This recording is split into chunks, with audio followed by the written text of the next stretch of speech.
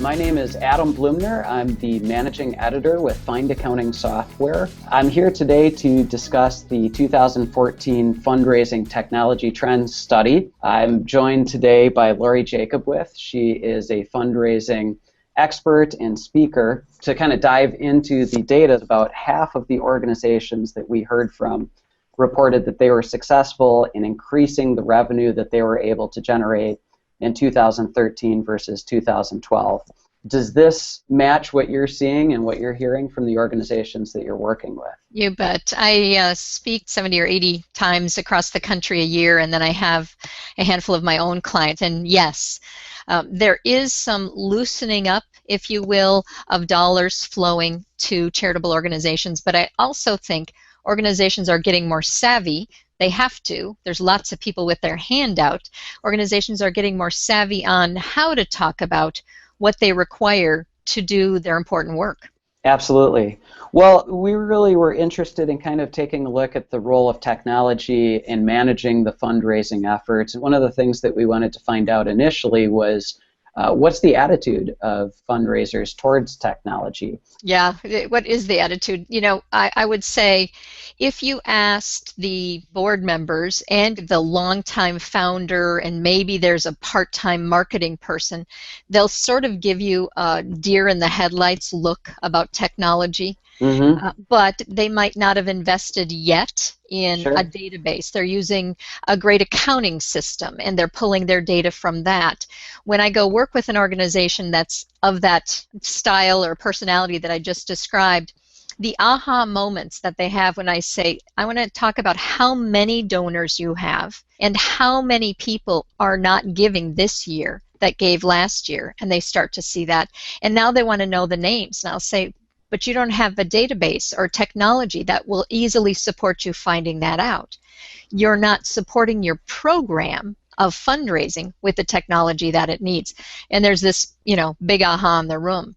It's no surprise that better technology gives you more money because you've got more information to segment messages and really be clear with the community that supports you why you need the dollars. Yeah, okay, so really, where should I be spending? What are some of the technologies that are bringing back a good return? A couple of the ones that we saw were particularly highly associated with fundraising success came out of the web sphere and included video content and blogging. Why do you think those technologies in particular would correlate that way? Yeah, no surprise. Those two pieces of technology allow an organization to more deeply connect with the person that's watching or listening.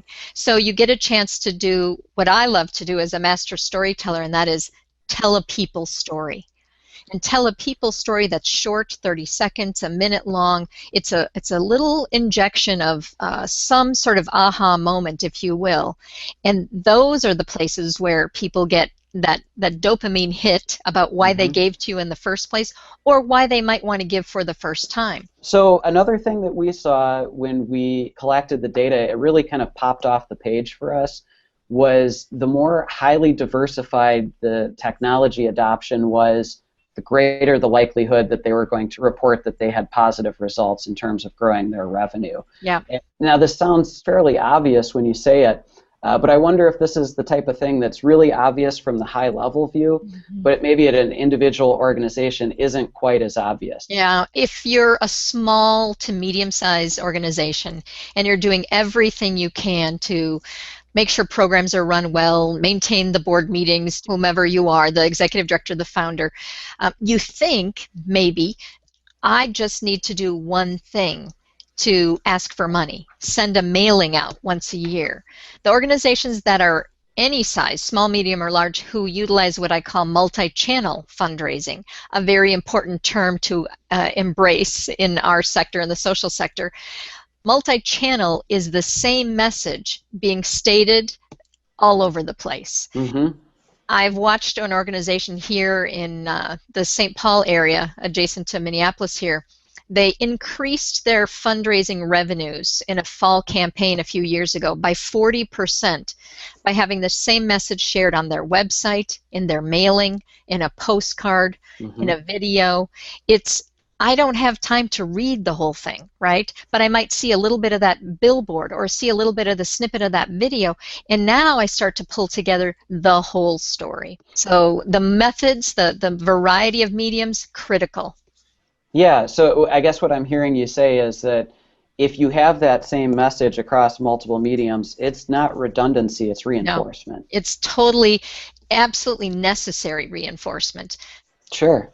Okay, well, so Lori, I'm sure that the fundraisers who are looking to understand how they can help their organization grow would love to hear how they can find out more information from you. Are there social channels that they can find you at or a website? Well, thanks. Thanks for having me here. And yes, my website, ignitedfundraising.com, houses my blog that is called Firestarter. And you can find me on Twitter at ljacobwith. I do my best to find what's new and good out there in the world and share it with you through whatever social medium you'd like. Terrific. I absolutely recommend it. And for anybody who's looking to get their hands on the rest of the study data, you can do that at findaccountingsoftware.com. There's a lot of great pieces of information, useful best practice type tips there. Check it out, and happy fundraising. Thanks, Adam. Thank you.